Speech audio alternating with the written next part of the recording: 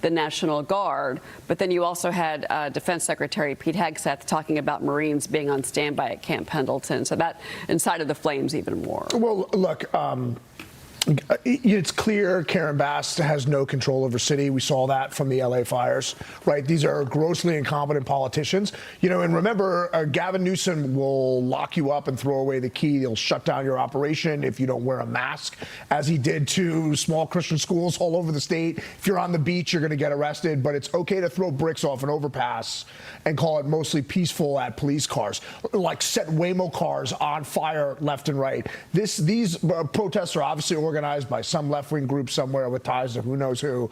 But look, this is not 5 years ago. This is not the summer of love. You're not protesting against police brutality, which, even though people don't like those, the protests and the carnage that occurred after George Floyd, I think most people agree that police brutality is bad. Okay, here, it's much worse in the polls that you mentioned. Last summer, 62% in a Pew poll said they wanted every single illegal immigrant gone. 62% want every single one, regardless of criminality. Okay, and what you have here are people that are actively obstructing federal agents trying to do their job. They're going after violent criminals, and you have people trying to obstruct that, right. And then you know, Gavin Newsom blaming the Trump administration for trying to deport illegal criminals out of our country. Liz, here's my question, though, is that, Mike, it's interesting that Andrew Yang, of all people, would come out, but everybody wants to be a part of this conversation, which has been pretty dominating since the feud to end all feuds, which I guess was inevitable that Elon Musk and President Trump were going to have a blowout. Yeah, look, Andrew Yang was one of the loudest proponents of universal basic income and the helicopter money that launched this inflation tirade that we're still feeling the effects of now, that I would say wreaked havoc on our country over the last few years. So I would say Andrew Yang is really out there simply fighting for relevance.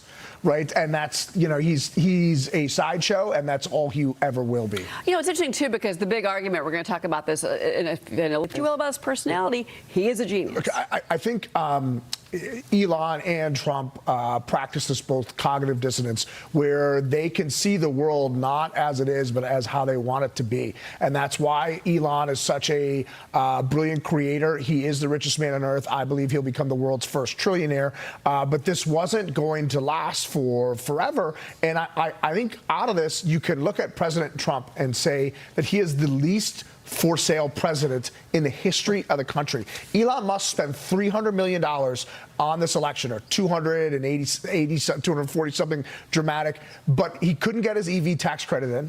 Okay, couldn't get his SpaceX guy, he wanted Jared Isaacson to run NASA, but into the head of NASA. To be clear, Jared Isaacson, it was found out, there was no way he was going to get through Senate confirmation. Jared Isaacson was giving millions and millions of dollars to Democrats from gaining power in November, so there was no way the Senate was going to confirm him. And then the Trump administration, in response to Elon just going on this tirade on Thursday, was to kind of, hey, let's take a break, let's not really engage in this. And you already see Elon over the weekend retweeting Trump's statements about the riots in LA. Like, I think, look, when this is happening, like when you're a kid, when mom and dad are fighting, you hide under the couch. Okay, now that this is over and the dust is settled, I'm sure the relationship has changed.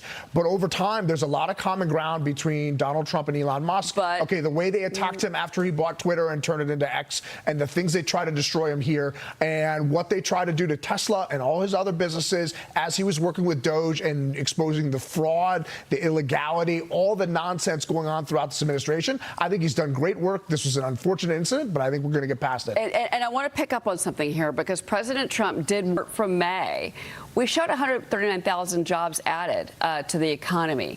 The unemployment rate stayed at 4.2%. President Trump ramped up pressure on Jay Powell to cut rates. He wants a full percentage point cut, Michael. I want to get your thoughts on this. We've got the June meeting next week.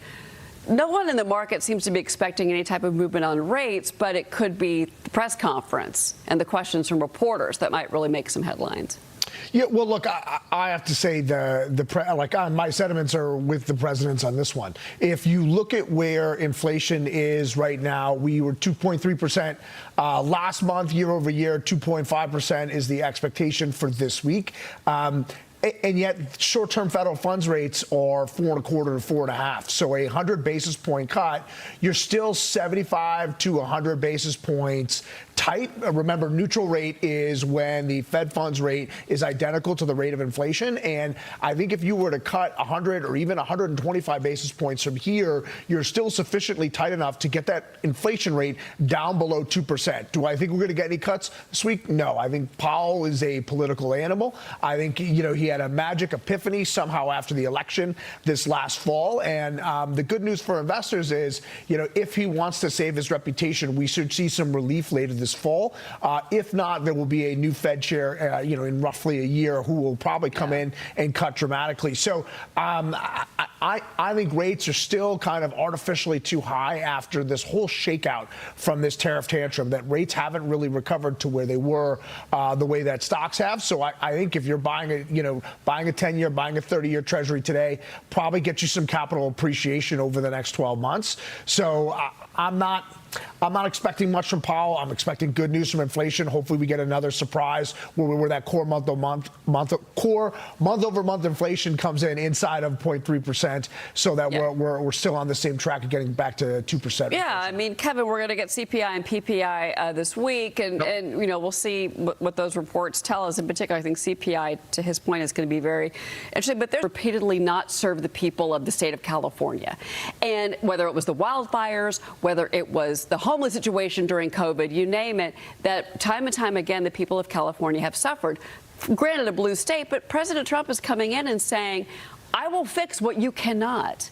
And that is why he brought in the National Guard, 2,000 troops. Yeah, look, if you look at the president of El Salvador, and when everyone's horrified at what he's done to the criminals there and the no-nonsense policies he has down there, but the way he speaks about it is liberating the citizens, okay? Imagine if you had to take the 101 freeway to get to work this weekend, all right? And now, the traffic's already horrendous in L.A., okay? Now you've got to spend an extra 2 or 3 hours getting to and from work just to try to make ends meet in the unbelievably unaffordable state of California.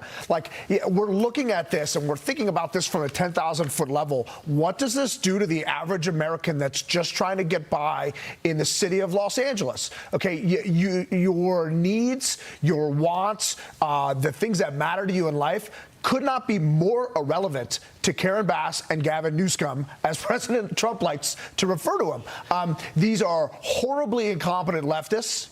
All right. And Gavin Newsom, everything he touches, he absolutely destroys. You look at San Francisco before and after. You look at the state of California before and after. Everything he does is a horrendous disaster. And then this should not be happening in the United States of America, where you have all sorts of people throwing bricks off bridges at police cars, burning Waymo taxis in the street. These things should not be happening. It is time for the National Guard to step in. It's time for President Trump to take control with a much more forceful hand than he did in 2020. So real quick, we got to run. But Liz, really quick, I just want to point out just real quick here, because that is the biggest, kind of we don't know would be the growth projections. Yeah, you can come out and say to sell your point, sell your book, if talking like Mike Lee, and say, well, it's gonna grow the economy, but you've got to get more specific. I totally agree with you on that one, Mike Lee. Yeah. So markets closed above, the S&P closed above 6,000 on Friday, which is a huge technical indicator. To see it close there on a day and also on a Friday, a weekly close, it's a massive technical indicator. You're hitting near all-time highs all across the world. I don't think very many people thought this, 2 months ago when we were in the middle of this tariff tantrum, that we'd be looking at all-time new highs. I wish I could say I did think we were, but we're right there. Here we go. Good things coming for stocks. All right. Mike Lee, Liz Peek, it's always a pleasure. Thank you so much.